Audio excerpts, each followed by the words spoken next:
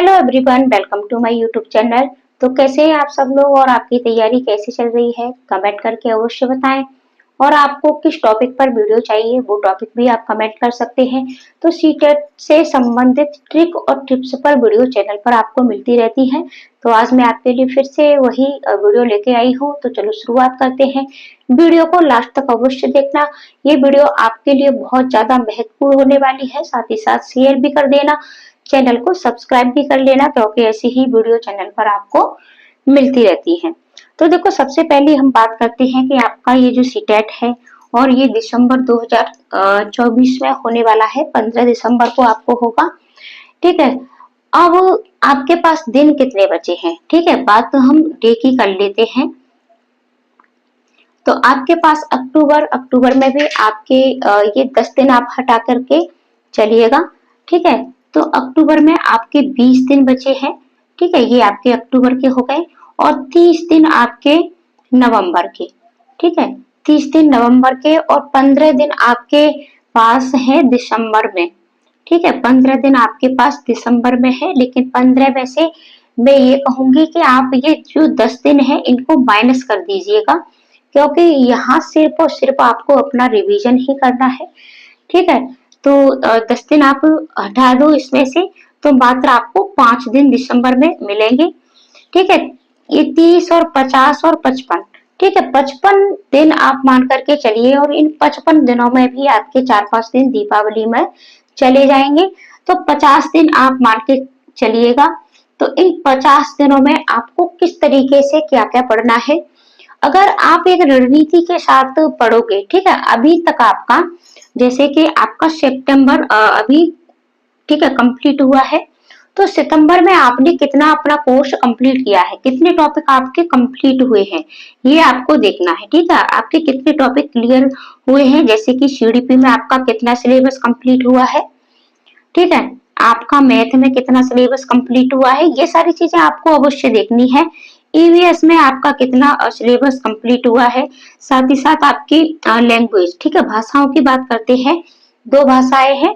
तो देखो, दोनों भाषाओं में अगर आपने हिंदी संस्कृत ली है तो वहां पेडागोजी आपकी सेम ही आती है, ज्यादा कुछ अलग नहीं होता है, चाहे आपने इंग्लिश ली है। ठीक है, सिर्फ भाषा का बदलाव होता है। ठीक है, अगर भाषा अगर आपको आती है दूसरी, तो पेडागोजी इनकी सेम ही होती है। लैंग्वेज की, लैंग्वेज में आपने प्रश्नों को छांटना कितना सीख पाया है। फर्स्ट भाषा जो आपकी हिंदी होती है वहां आप कर ही लेते हो। सेकंड भाषा में आप प्रश्नों का जो भी छांटने होते हैं उन पर आपकी कितनी पकड़ है, कितने टाइम मैनेज के साथ आप प्रश्नों को छांट पाते हो, ये आपको अवश्य देखना है। देखो, तैयारी के साथ साथ आपको अपना अवलोकन भी अवश्य करते जाना है, अपना आकलन करते जाना है। ठीक है, अवलोकन नहीं, आकलन करते जाना है कि आपने कितना सीखा। सतत आकलन आप बच्चे का करते हो, तो वही सतत आकलन आप अपना करिएगा। ठीक है, तो आपको आकलन करना है दोनों भाषाओं। पेपर सेकंड की बात करते हैं। तो पेपर सेकंड में भी एसएसटी में आपने कितना आपका कंप्लीट हुआ है। एनसीईआरटी बुक आपने आपको जैसे एसएसटी और मैथ साइंस, ठीक है, दोनों के लिए मैथ साइंस के, ठीक है, इन तीनों के लिए, चाहे अगर एसएसटी की बुक है तो ये भी आपको 3 बुक पढ़नी है, मैथ साइंस। तो यहाँ एनसीईआरटी आपने कितनी कंप्लीट की है, जैसे कि एसएसटी की बात करते हैं तो एसएसटी में आपने 6, 7 और 8 की बुक पढ़नी है, और कंप्लीट 6 की, जैसे कि आपको हिस्ट्री भी पढ़नी है, पॉलिटी भी पढ़नी है, ज्योग्राफी भी पढ़नी है। ऐसे ही कक्षा 7 की आपको हिस्ट्री भी पढ़नी है, पॉलिटी भी पढ़नी है, ज्योग्राफी भी पढ़नी है। सेम यही कंडीशन इसके साथ भी है, यानी आपको ये सारी चीजें पढ़नी है। तो आपका कितना कंप्लीट हुआ है। ठीक है, आपकी हिस्ट्री अगर आपने तीनों बुक पढ़ ली है, ठीक है, क्या आपने ज्योग्राफी की तीनों बुक पढ़ ली है, या आपने कौन सी कंप्लीट कर पाई है, आप कितने दिन में कंप्लीट कर सकते हो। तो इस सारी चीजों को लेकर के चलिए, यानी 50 दिन आप मान करके चलिएगा। तो इन 50 दिनों में, इन 50 डेज में आपको मान के चलिए आप पेपर फर्स्ट की तैयारी कर रहे हैं। ठीक है, पेपर फर्स्ट की तैयारी कर रहे हैं। तो पेपर फर्स्ट में भी आपके 5 सब्जेक्ट होते हैं, और पेपर सेकंड की तैयारी कर रहे हैं तो यहाँ आपको 4 सब्जेक्ट देखने को मिलेंगे। लेकिन बात मैथ साइंस की करें तो यहाँ आपको साइंस में तीनों ही चीजें पढ़नी पड़ती है। ज्योग्राफी जैसे कि आपकी बायो है, फिजिक्स है, केमिस्ट्री है। आप एसएसटी की करते हैं तो यहाँ भी आपको 3 सब्जेक्ट पढ़ने पड़ते हैं, तो यहाँ भी सिलेबस आपका बहुत ज्यादा हो जाता है। तो ठीक है, अब इन पांचों को आपको ये इस तरीके से डिसाइड करना है कि इन 5 में, ठीक है, 5 सब्जेक्ट हैं, 50 दिन है आपके पास, 10-10 दिन निकल करके आएंगे, ठीक है, यानी 10 दिन एक सब्जेक्ट के लिए आपके पास आएंगे। तो अब आपको प्रत्येक सब्जेक्ट के लिए ये 10 दिन देने हैं। जैसे कि आपने ईवीएस को भी 10 दिन रख लिए, ठीक है, मैथ में भी आपने 10 दिन रख लिए, ठीक है, सीडीपी में भी आपने 10 दिन रख लिए। हो सकता है आप मैथ में कमजोर हो, ठीक है, और ईवीएस आपकी ठीक हो, तो ईवीएस में आप 10 की जगह 8 दिन रख सकते हो। और यहाँ से ये जो 2 दिन निकल करके आ रहे हैं, इन 2 दिनों को आप मैथ में, यानी मैथ आप 12 दिन कर सकते हो। इस तरीके से पहले आप एक अच्छा सा टाइम टेबल बना लीजिएगा और उसी के अकॉर्डिंग पढ़िएगा, ठीक है, ये हो गया। इसके साथ साथ एक चीज आपको और करनी है,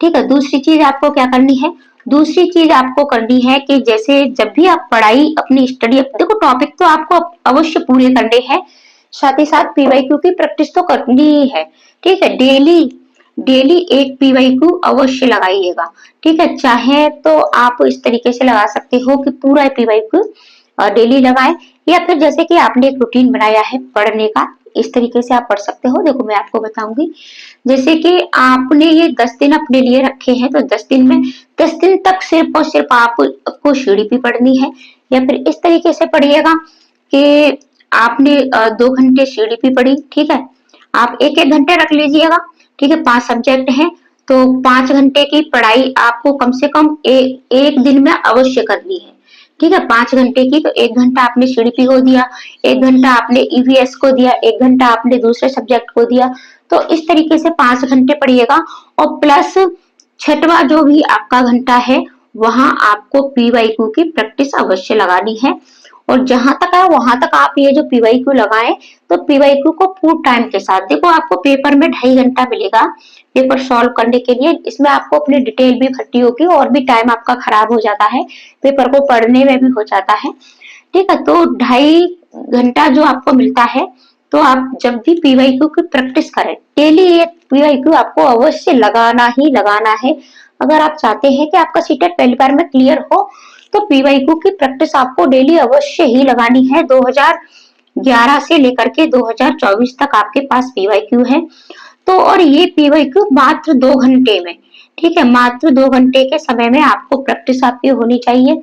भाषा के सेक्शन में आपको कितना समय देना है, ठीक है, मैथ में कितना देना है, जो सब्जेक्ट आपका वीक हो उसको अभी से शुरुआत कर दें कि आप बाद में लगाएं। और पीवाईक्यू के लिए आप एक काम और कर सकते हो, देखो टाइम आपका बहुत लगेगा, और लेकिन यकीन मानिएगा अगर आप इस तरीके से पढ़ते हो तो आप निश्चित ही सीटेट में पहली बार क्लियर होंगे। और वीडियो आपको अगर थोड़ी सी भी अच्छी लगती है तो प्लीज अपने दोस्तों को शेयर करें। मैं चाहती हूँ कि आपका सीटेट सबका पहली बार में ही क्लियर हो जाए, क्योंकि बहुत सारी बड़ी बड़ी भर्तियां आपका इंतजार कर रही है, ठीक है, तो कहाँ थे हम, ठीक है, पीवाईक्यू की बात कर रहे थे, तो देखो पीवाईक्यू की जब भी आप प्रैक्टिस करें, ठीक है, तो पीवाईक्यू की प्रैक्टिस करते समय आपको टॉपिक देखने हैं, ठीक है, टॉपिक देखने हैं कि कहाँ कहाँ से जो भी प्रश्न आपको नहीं आते हैं उन पर आप गोली करते जाइएगा, ठीक है, फिर उन टॉपिकों को क्लियर करिएगा, क्लियर करने के बाद फिर आप उनको पढ़िएगा। तो इस तरीके से आप पीवाईक्यू की ज्यादा से ज्यादा प्रैक्टिस करते हो तो आपका सीटेट पहली बार में ही क्लियर हो जाता है। और 2 घंटे आप अपने इसके लिए दीजिएगा। और इसके साथ साथ देखो एक काम आपको क्या करना है, वो ये करना है कि डेली अगर पीवाईक्यू आप एक टाइम के साथ लगाते हो, जैसे कि आप सेकंड पेपर की तैयारी कर रहे हो, ठीक है, पेपर सेकंड की, तो ये आपका शाम की मीटिंग में होगा 2 बजे से, ठीक है, या फिर 2:30 से, जो भी आपका टाइम हो, मैंने देखा नहीं है अभी, ठीक है, या फिर आपका 12 से भी हो सकता है, जो भी आपका टाइम हो, ठीक है, सुबह का मॉर्निंग का फर्स्ट वाला आपका शायद 9 या 10 बजे से होगा, ठीक है, तो आप इसी टाइम पर डेली पीवाईक्यू लगाइएगा। इससे क्या होता है, हमारा जो माइंड होता है वो उस टाइम पर पीवाईक्यू लगाने के लिए सेट हो जाता है। अगर आप अभी से लगाओगे तो एग्जाम हॉल में आप बहुत ही बेहतर कर पाओगे। ठीक है, तो इस तरीके से ज्यादा पीवाईक्यू की प्रैक्टिस करिएगा और अपने सारे टॉपिक क्लियर करिएगा। कितना समय, ठीक है, किस सब्जेक्ट को देना है इस के अनुसार पढ़िएगा। देखो पढ़ाई सभी करते हैं, मेहनत सभी करते हैं, लेकिन कुछ बच्चे